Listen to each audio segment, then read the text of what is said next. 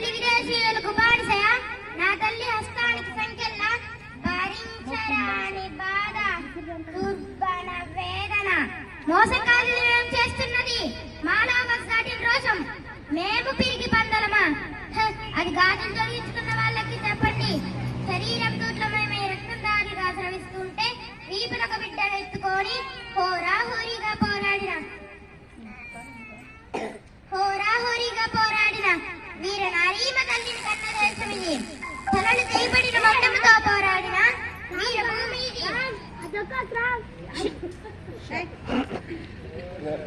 మళ్ళా ఫస్ట్ కంచె ఈ వీర భూమిలో పండిన పంటది శౌర్యాన్ని అనువనువున నింపుకున్న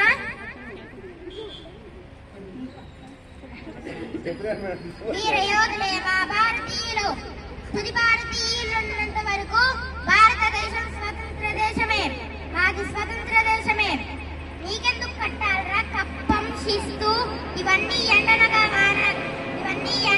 వాననగా కష్టించి చేసే కష్టక సోదరులుండగా నీకెందుకు కట్టాలరా శిస్తు? మా రైతు సోదరులంతా నడుం బిగించే ఏకైక మీ పరదేశీయులు. పట్టి చుట్ట పెట్టి నేలకేసి కాలరాసి కోత కోసి నూర్చినట్టు చేయగలరు. జాగ్రత్త రుదార్. కాల్చరా కాల్చు. నువ్వు కాల్చలకు నా గుండె నుండి శ్రమించే ప్రతి రక్తం బిందువు నుండి పుట్టబోయే 1,00,00,000 కోట్ల సీతారామరాజుల కత్తి దెబ్బను నువ్వు కాచుకో. కాల్చరా నీతి లేని తెల్లజాతి కుక్క. కాల్చు. ఇదేరా అల్లూరి సీతారామరాజు గుండె ధైర్యంతో కాల్చు. అది అగ్ని పర్వతమై ఇప్పుడే బద్దలవుతుంది. అది నిన్ను నీ బ్రిటిష్ సామ్రాజ్యాన్ని నాశనం చేస్తుంది. అధర్మ యుద్ధానికి దిగి దొంగ తెప్ప తీస్తావా?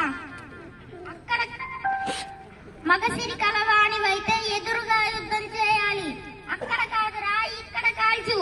ఈ మట్టిలో మట్టినై, నీటిలో నీటినై, నిప్పులో నిప్పునై, నా ప్రజల ఊపిరిలో ఊపిరినై సామ్రాజ్యవాద శక్తుల్ని గెలుస్తాను. అమ్మా భరతమాత, నీకు సేవ చేసే భాగ్యం నేటితో తీరిపోతుంది తల్లి. భారతదేశం